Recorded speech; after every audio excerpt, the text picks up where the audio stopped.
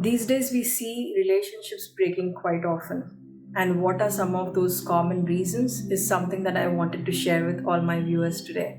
Welcome back, and I'm Pujita Singh, a certified life coach, NLP coach, and an author. The reason I wanted to talk about what are some common mistakes which people do in their relationships is only because of the fact that if these reasons can help them have an awareness, then the whole intent of making this video is achieved. So if you landed on this video, I really request you to watch until the end, because this is not a coincidence. There is a message for you, and hence you landed here. So what I wanted to cover, why relationships fail, especially between spouse, while of course these reasons also kind of stay valid in other relationships, but very clearly in the spouse relationship, is number one, when you have a need to control your life partner, right? Or your boyfriend, or if you're in a relationship which is gonna go towards the marriage, or if you're in just a relationship, right? So basically, when one partner believes or feels the need to control the other life partner, is when you start feeling that relationship is not working out. It starts with little restrictions, and then eventually it starts getting into control, right? So when one life partner starts controlling the other life partner, then you are on the verge of not having a great relationship. This is just the beginning, where it starts with questioning, then controlling, and then it becomes eventually suffocating, and it leads to unsuccessful relationship. That's the number one thing. I'll also talk about what you can do to save relationship from such mistakes, right? So the second important thing is when there is no communication. What do I mean by that?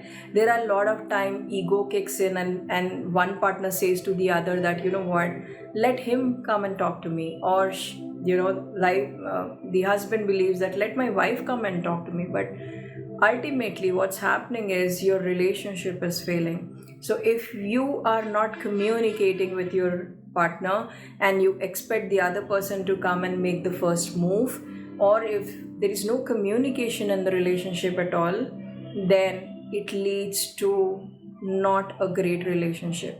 So the moment you stop talking, see, we all have these situations and days where you are upset with your life partner or your close family member for a day or two. That's absolutely fine. These are all part of life.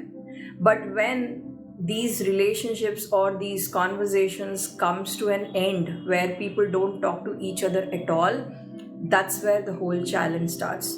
So if one partner is not talking to the other partner for a very, very long time, and expects the other person to come bend and start having a conversation, that's where the whole challenge lies. So very clearly, lack of communication is also another problem, which is very, very common in any relationship, not just in husband wife or in a boyfriend girlfriend, but in any relationship. Communication becomes, if there is no communication, it becomes a huge challenge. The third major one that I wanted to cover is basically when there is a lack of no intimacy or love or companionship in your relationship.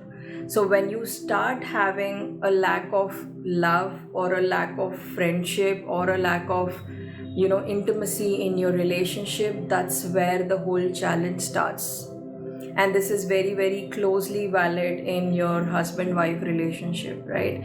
So when you see that there is no intimacy, there is no love, there is no companionship, you don't speak to each other, you don't confide in each other, you don't share things with each other, you start taking decisions independently. Of course, we all as humans have a right to take independent decisions, but if you don't discuss important things and make decisions in life together, especially when it's about family, where it's about both of you, that's where the whole challenge starts. So there are many reasons for a relationship to fail, but these are those three major reasons why relationships fail between a husband and a wife. Now, what can you do to fix it? Very important, right? When you know the problem, you should know the solution. The first thing what you can do to fix the issue of need to control is, basically, I mentioned this in my previous video as well, it's basically about giving a space to each other, right? Let go. let go of this belief of of having a control in place by questioning, by restricting, by only doubting the other person. You're only gonna break the relationship. So basically, let go and see how the magic begins, right? Very commonly we all feel the need to control, but try letting go and see the magic. And you got to do this with building the trust. It will not happen overnight, but you got to give that second chance to each other and start fresh, or rather have that communication, right? So basically, if you want to let go the need to control, you have to start having an opportunity to giving that space to each other and see how both individuals flourish in this relationship. Number two, if you are not communicating at all, the opposite is very simple: start having a conversation, right? And basically, it's especially for women out there, she doesn't stand up and speak for herself. The whole challenge starts, the whole problem starts when she doesn't speak for herself, when she doesn't stand for herself. See, relationship is not about your husband alone. Relationship is not about your kids alone. Relationship is not about your in-laws alone. It is about you as well in that whole relationship. So if you don't stand up for yourself, if you don't speak up for yourself, please do not expect anyone else to stand up and take your side. It's your responsibility for your life to stand up and voice it out if there are things that are not working. I think I have made number of videos on this where a woman has to stand up and speak for herself, and if she doesn't do it, how does that impact as well, right? So very clearly, you got to stand up for yourself. You got to speak up and voice it out if things are not working for you.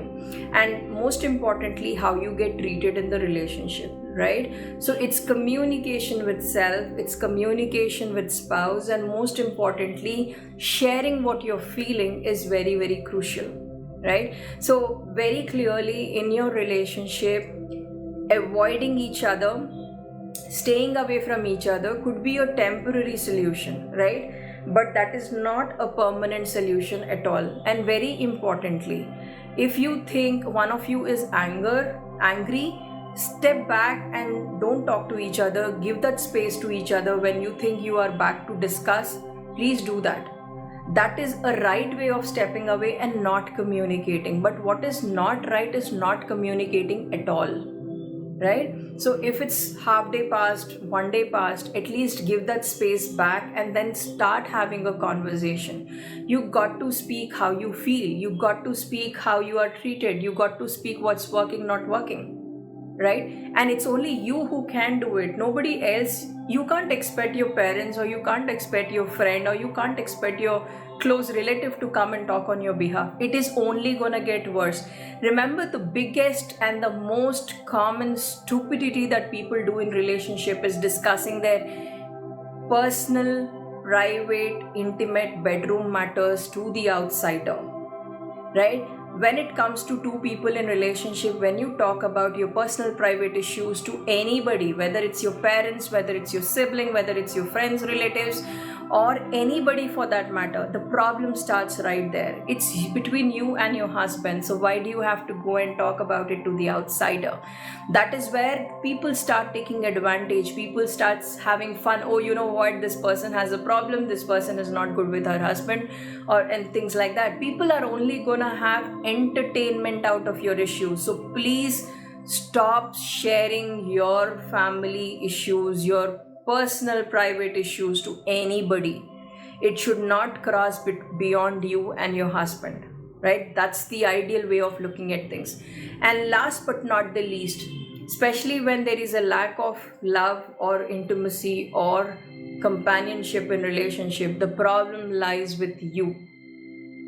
If you are not having a proper relationship which is close, which is intimate, which is loving, which is companionship like a friendship, then the problem is that there is a lack of self-love. You don't care about yourself well, you don't take care of yourself well, and hence that is reflecting in your relationship. So when you start blaming your husband, you start blaming your boyfriend, the problem is you. So fix yourself first before you pinpoint the fingers at somebody else.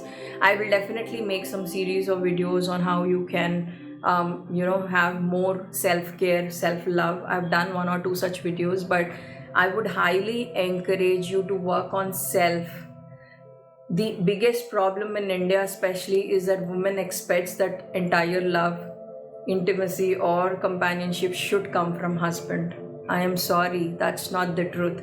When you stay complete, the other person is only an addition in your life, and that will reflect with each other. But if you are empty, you cannot give anything to anyone else, right? Only if your cup is full, you can give it to someone else. But if your own cup is half empty or either it's completely empty, you cannot give anything to your life partner.